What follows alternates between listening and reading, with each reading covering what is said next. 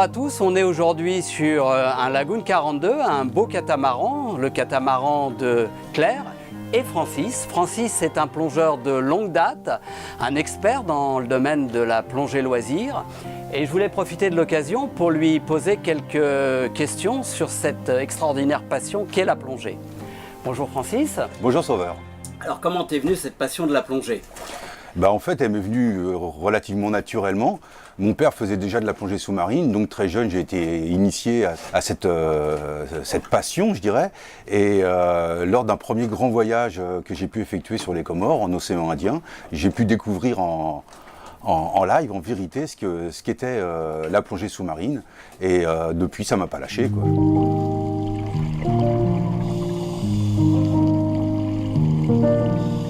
C'était il y a plus de 35 ans même.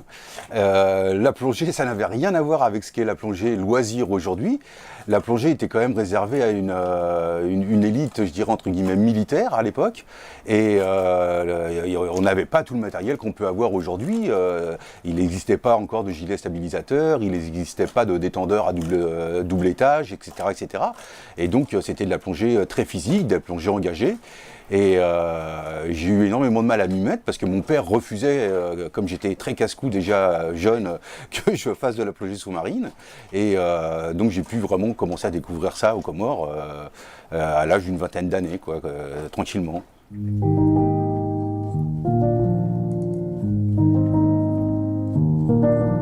Les fonds à l'époque, c'était quand même quelque chose d'extraordinaire. Hein. C'était un aquarium. On plongeait dans un aquarium. Il y avait toute une vie, une biodiversité inimaginable. Dans 10 mètres d'eau, tu trouvais tout ce que tu voulais. Après, dès que tu descendais un petit peu plus, effectivement, tu avais du plus gros. On commençait à avoir des grosses tortues, des gros poissons, des gorgones géantes, des éponges qui faisaient plus de 2 mètres, 2 mètres 50 de haut. Voilà. C'était vraiment une biodiversité inimaginable à l'époque. On parlait pas de pollution. Ah non, ça n'existait pas encore. Enfin, ou si ça existait, c'était le début et les océans n'étaient pas encore impactés tels qu'ils le sont aujourd'hui.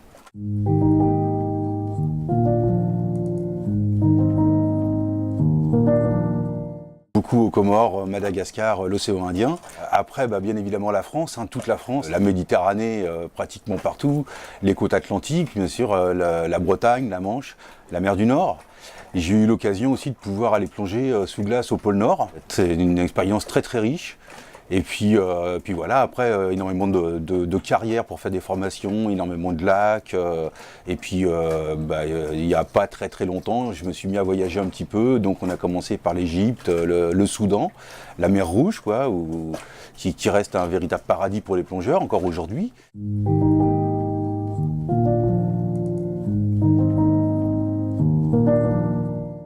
En fait, on se rend compte que la biodiversité a énormément diminué. Il existait une vie beaucoup plus riche, en fait. On trouve à peu près la même vie, mais en nombre beaucoup plus limité qu'il y a 7 ans, lorsque je suis venu déjà plonger sur la Martinique.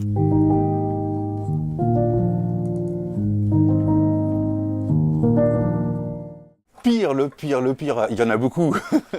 Comme le meilleur, il y en a beaucoup aussi, mais des pires, écoute, je vais te raconter une anecdote en fait, une anecdote qui s'est passée il y a quelques années déjà, en Méditerranée, dans un sous-marin que beaucoup de plongeurs connaissent bien, qui s'appelle le Ruby. Un sous-marin qui a été coulé par l'armée en fait pour faire une épave et que les plongeurs puissent venir plonger dessus. Et à l'époque, on pouvait encore rentrer un petit peu dedans, c'était encore faisable. Donc je me suis laissé tenter et traverser le sous-marin. Et en voulant ressortir en fait par la poupe, coincé dans les tuyaux, etc., pour pouvoir passer dans les petits trous qu'il y avait, je me suis retrouvé un petit peu coincé.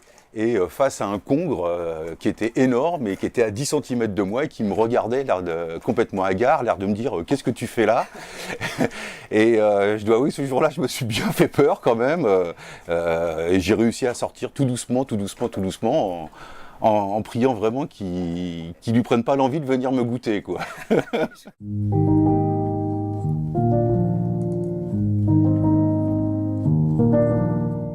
Bah, le meilleur souvenir, c'est ce que tu disais, il y en a beaucoup forcément. En 35 ans de plongée, tu imagines que j'ai vu beaucoup de belles choses et de grandes choses.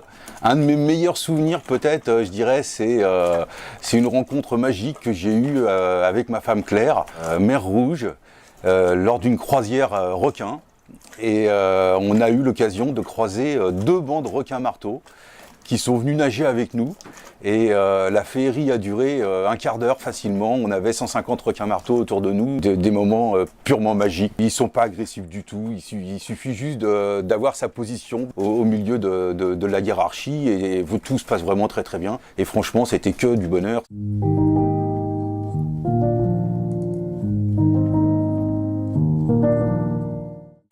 Et ben en fait, je trouve que c'est réellement un bienfait, une très belle chose.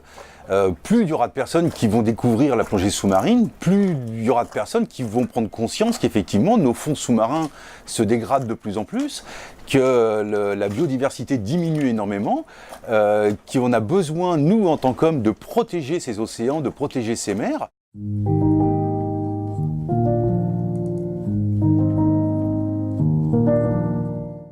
Et ben en fait, le projet simplement du bateau, du départ, de notre départ de France, en fait, Claire et moi-même, c'était de pouvoir aller plonger partout dans le monde où on n'a pas pu aller avant. Donc bien évidemment, on suit un tour du monde bateau. Après avoir fait une première traversée, la traversée de l'Atlantique, nous sommes actuellement aux Antilles. L'idée, ça va être de continuer, de faire un petit peu toute la mer des Caraïbes, et après passer Panama, et puis continuer le voyage pacifique, avec tout ce que ça comporte. Galapagos, Marquise, Polynésie française, et après remonter sur l'Indonésie, la Micronésie, et puis continuer l'océan Indien, les Maldives, les Seychelles, et finir sur la Réunion, Rodrigue, Maurice, avant de revenir en France.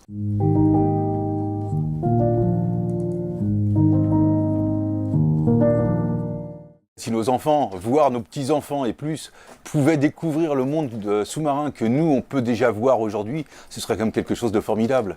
Si on pouvait leur laisser un minimum d'espérance et puis de biodiversité, bien sûr, mais d'espérance de sauvegarde de nos océans, ce serait quand même quelque chose de super.